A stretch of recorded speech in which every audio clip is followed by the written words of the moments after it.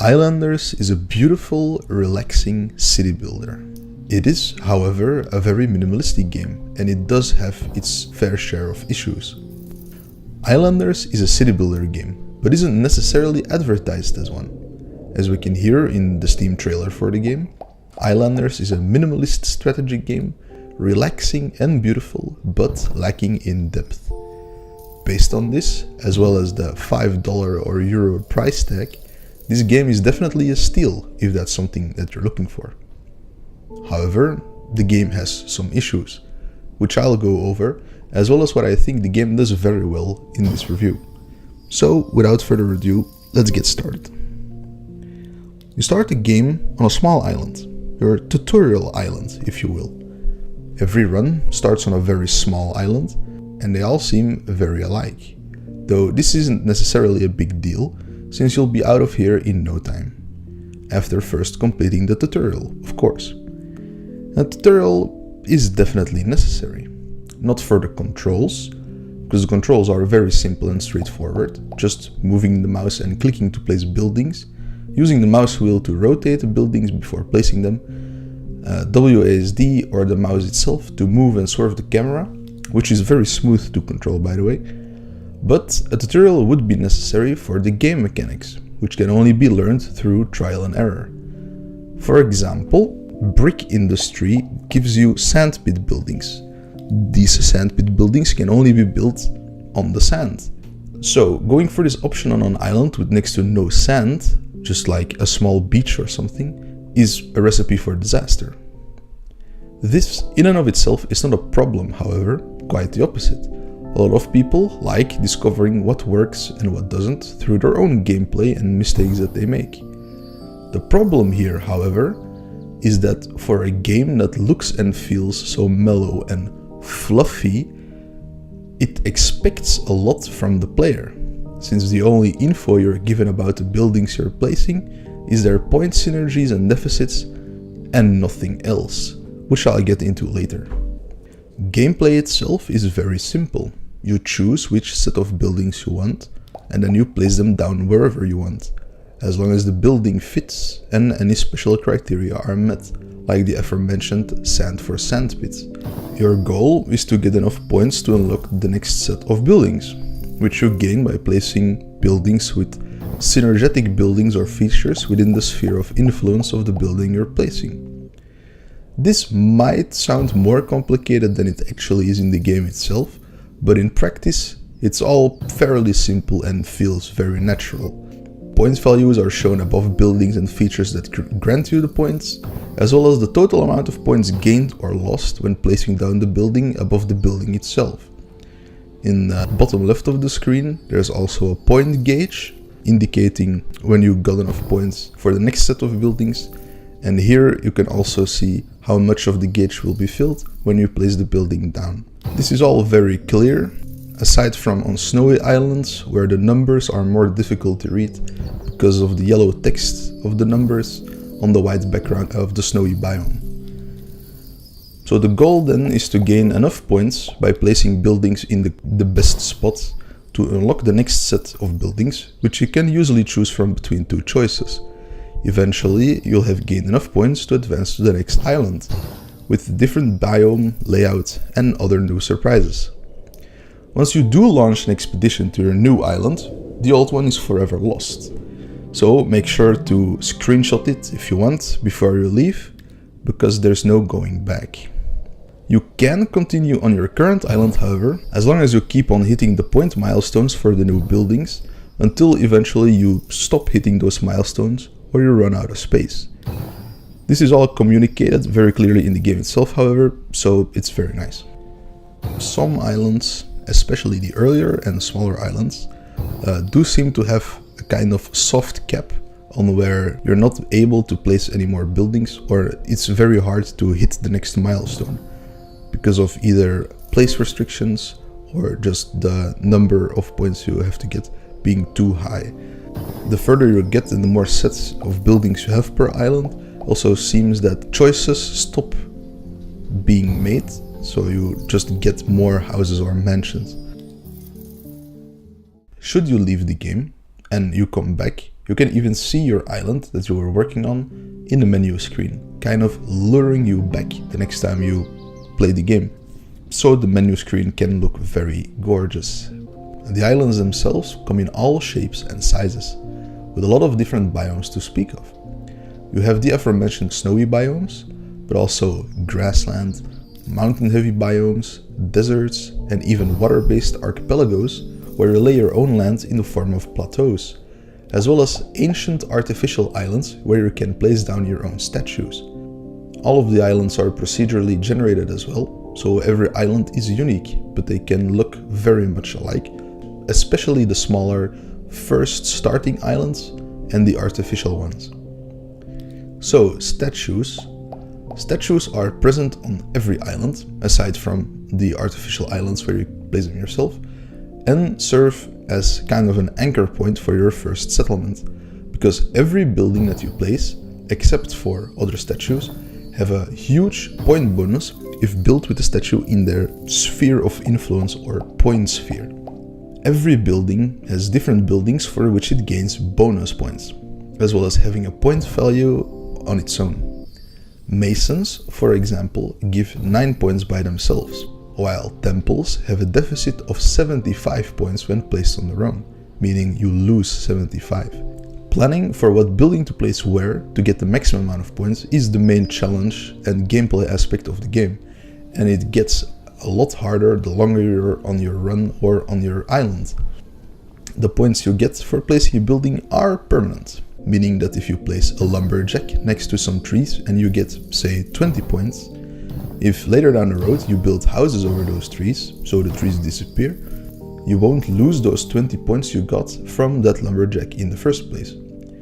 This is very nice and kind of lends to the idea of having to expand, and it does feel very natural and I really like it.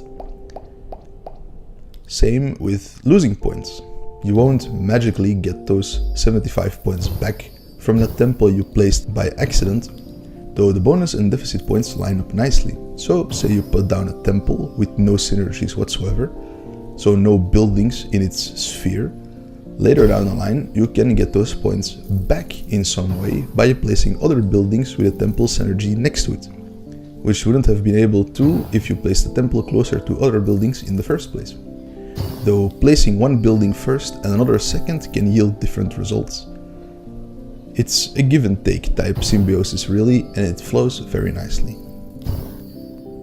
At the start, all of this can be pretty overwhelming. You know, you start the game, you go on your second or on your first island, you finally get a city center after placing some lumberjacks or some fields down, and you glance over the synergies it has with different buildings. And there's a lot of buildings in there that you have no clue about whatsoever, you know, like temples, markets, warehouses, towers, etc. But, you know, as you play, you learn, and you learn what to expect, what kind of city planning you have to keep in the back of your head. In this sense, Islanders is more of a puzzle game than a city builder, even though most city builders are puzzle games on some level. There's no transport system or anything like that you have to keep in mind, like in City Skylines. So for, say, a shaman, you can just box him in after you place him and nothing happens. The shaman doesn't need to come out and physically go pick flowers like in Banished or anything. In fact, there are no people anywhere, you know, like physical manifestations of your population. You do hear background noises from different types of buildings, you know, like people talking and going to the market, dogs barking in the background and whatnot. But there's no physical people walking around or anything. It's all about the buildings themselves. Buildings themselves are very beautiful though. No, it's just some comfy city planning. Giving you a choice as to what types of buildings you want also helps prevent the game from becoming too samey. All the different biomes do help with that as well. Choosing between farms or lumber mills in the beginning can be a fun change of pace, even though you'll probably end up building both of them down the line. The main change of pace, however, isn't the different buildings, but rather how to place them on the differently shaped islands, because every island is shaped differently since they're all procedurally generated. You can have some nice open land, but the statue is somewhere else entirely, so you won't get any point bonuses if you build on the open land itself. Or you could only get one city center in the beginning and stick with that for a very long time, so you lose the bonus for the city center as soon as it gets too closely surrounded by houses and mansions. It's your job to try and plan ahead, like leaving enough space for a temple when you make it that far, so you don't get hit by the huge point deficit if you can't put it anywhere good. In general, it's a fun game if you want some comfy city building, though there are some problems, of course. First off is the biggest gameplay issue, which is inaccuracy. I assume to uphold its minimalistic style, there's no grid or any clear indication as to how many space you actually have to build on. There are cliffs and rocks all over the place, though rocks and trees can be built over, some rocks can't be built over. Presumably because they're part of the terrain itself, but this isn't always as clear as it ought to be. Pieces of land all have natural angles as well, but your buildings themselves all are mostly square or rectangular, meaning there will be a lot of lost space. You can rotate buildings with the mouse wheel, but you can only rotate them a few degrees at a time, meaning you can't rotate them as little as you want. This makes it both frustrating if you can't fit a building in a spot because the angle happens to be wrong, as well as mess up your aesthetics of your cities from time to time. Buildings do seem to have some sort of sticky aspect to them though, allowing them to kind of stick to buildable spots to make it easier to see where they can be placed. But the irregularity of the terrain combined with the inaccuracy of rotating your buildings is pretty bad. The lack of information in general also feeds into this. There's no information conveyed about the buildings or the terrain whatsoever in general. Some buildings you can only place in certain spots, like you can only place fields on soil or masons on stones or on cliffs. All of this is illogical in the end, and if you just wave your buildings around the map, eventually you'll find out what sticks, but it just feels kind of lacking. Shamans, for instance, gain bonus points for flowers, but you have no way to tell what is meant by flowers. I mean, obviously you can see flowers on the islands, but some are obscured by trees and the like, so hovering over flowers also doesn't confirm anything. There's no text that pops up saying this is a flower useful for shamanistic practices or anything. But seeing as the game goes for a very minimalistic style, I can kind of get why they forgo any excess amount of information. But even the buildings themselves have no extra information aside from the point synergies you get. There's no fluff text or anything, and when you hover over a placed building, it just says house or shaman.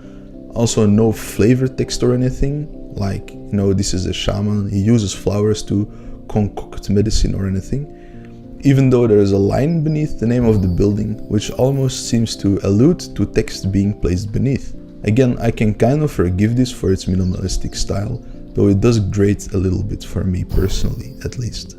It's also very hard to know whether a building would fit in a spot you deliberately left open for it, because it's just not always clear what parts of the ground are buildable.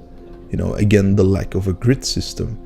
You may see a nice square spot in the middle of your town, but your square building doesn't fit in it, even though there's no or not enough visual indicators that that spot would be occupied already by the hitbox of another building. Houses and mansions can be fitted like Tetris blocks though, because they have different shapes, which can be quite irritating at points when you want a rectangular house but you get a square one, or you want a square house but you get a Tetris shaped one. Same with the parks, some are more elongated than others, while others are square or sometimes even bigger altogether, which can again really mess up your planning. It is nice, however, to have some variation in the most common buildings in houses, mansions and parks though. The different plateaus are a very cool aspect, though the regular ones don't seem to have a clear rule set as to where you can put them. Sometimes you can put them halfway through mountains, and sometimes even the smallest pebble seems to obstruct them, which can also happen with other stuff like fields. You can just kind of shove them halfway through a mountain and it doesn't do anything. This could be a problem with the procedural generation messing up stuff though, but it just seems like, a bug or something.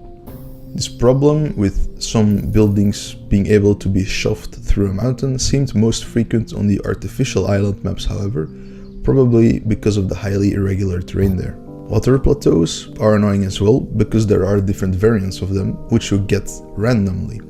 You have a regular square one, which is just a wooden plateau, a Tetris-shaped one, and then a square one again, but this time with soil on it, so you can put fields there. Which isn't really communicated very well, because there's no information conveyed about the buildings at all, like I said. Though it's logical you wouldn't be able to build fields on just wooden plateaus over the sea.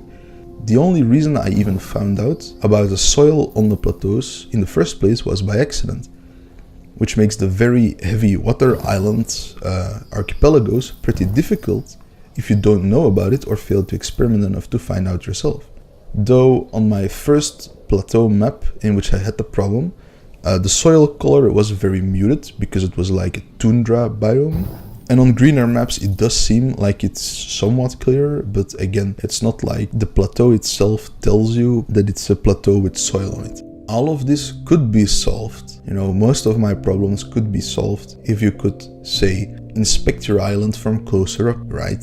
If you could zoom in, you could more easily tell whether there were flowers, or more easily tell, where buildings, their hitbox ends, so it's easier to kind of plan ahead. So in general, the closer up you could get, the more information you could have, even without any text or anything, right? But the problem is that you just can't zoom in at all. There's no zoom function whatsoever. You can only move the camera around and rotate the camera, but that's it. I mean, the camera feels good, feels natural, but you can only move and rotate it, and that's it. There's no zooming, you can't pan the camera, there's no angling, you can't adjust the height to take some gorgeous screenshots from the ground level, which I would very much like to do, because the game is beautiful. The style kind of reminds me of Goddess in a way, in a good way for a change. So the style is very appealing to me, and the different color palettes for the different biomes and for the buildings in those different biomes are very nice. And it all just has a very nice aesthetic to it. The music is nice and chill as well, though it gets a bit repetitive after a while. I get this isn't a game designed to play for hours on end, but still. There are multiple tracks, though, I'm sure of that, but they all sound very much the same, which can become grating if you start noticing it, at least. And I did notice. There seem to be only 3 different ones in total, but if you play the game for like 10 minutes, half an hour at a time, this probably won't bother you. But if you, say, play for 2 hours straight, you will kind of notice that, the music keeps on repeating itself. It's nice music, that's not the problem. The problem is that there's very little of it. But like I said, the game doesn't claim to be anything it isn't, so I'm willing to forgive some issues, but the lack of a zoom function just seems like such a huge oversight to me. Even if the game is meant as a relaxing experience, people would still love to see their islands from multiple angles and closer up, I'm sure. This could be to keep the game pretty though. It could be that if you zoomed in, that the buildings would lose their aesthetic or, lose their focus. The models themselves might just not be designed to be viewed from closer up. One thing, aside from visuals, the game does very well, in my opinion, is what I personally have always adored in city builder games, as well as just general 4X titles and the like, and that's the feeling of growth. You actually feel as though your city is growing. And I even found myself making up little stories as to why I'd place building somewhere. Like a new splinter group splitting off when you place a new city center somewhere, or a lone shaman going to live in the wild after being fed up with those posh mansion dwellers. Fun little stuff like that. The point system itself kind of lends to this as well. Houses have a bigger point sphere than mansions, for example, kind of telling you the common folk will travel more or are happier even if things aren't right next to their door, while mansions get point bonuses for jewelry shops, which houses will get a deficit from, instead of getting a bonus from other things like masons and the like. I did always feel sad when I had to leave my island behind, because I failed to rack up enough points, which I feel is a testament to the fun factor of the game and the things it does very well. It is a very nice experience, it's a very comfortable experience, and if you're looking for just that, this definitely is a game worth playing. For just $5 or €5, I'm sure you'll get something out of it. even if it lacks a bit in polish and gameplay. So in the end, I do recommend this game if what I said were my problems won't bother you enough that you are turned off completely from the idea of the game. So I guess that was it. First game review. I hope at least it was, you know, a review in the first place, and it was informative enough for you to, you know, be informed about the game itself. I'm kind of planning to do more of these in the future, you know, maybe even more long ones, like more analytic, you know, more critique, like instead of just reviews. Though I don't really know what type of titles I would do them about, because if it has to be like a recent title, I mean, I'm not very good at managing my time. I actually am pretty busy, or I should be pretty busy at least, with school and stuff. But you know, I'll do it when I have the time for it, as well as the drive, I guess. It is pretty fun to make though, you know, YouTube videos in general. The other ones I made were pretty fun as well. So, you know, just let me know in the comments what you thought. Any comments are always welcome. And I'll see you guys in the next one.